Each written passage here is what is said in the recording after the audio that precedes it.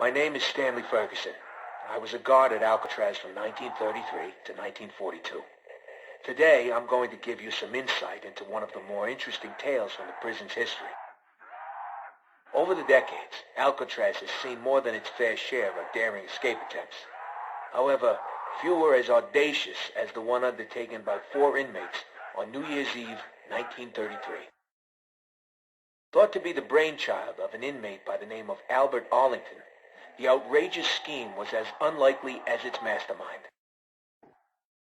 It's believed that Arlington, A.K.A. the Weasel, somehow convinced 3 other inmates that he had devised a foolproof plan to escape the rock.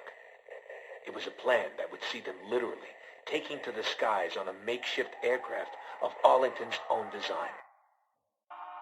Just how the Weasel managed to convince these hardened criminals that such a plan was even possible remains a mystery to this day. What is known is that no such plane was ever built. Instead, the group's plans for freedom soon descended into bitter argument and infighting. With the plan falling apart, anger and frustration would ultimately lead to a brutal altercation between the misguided Arlington and his former co-conspirators. Armed only with makeshift weapons, Finn O'Leary, Sal DeLuca, and Billy Handsome lured the unsuspecting Arlington to the roof, where they intended to exact a bloody and violent revenge.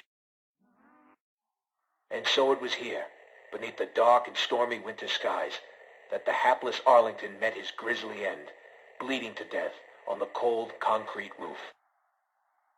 For their participation in the murder, the 3 collaborators were sent to death by electric chair. Justice came swiftly.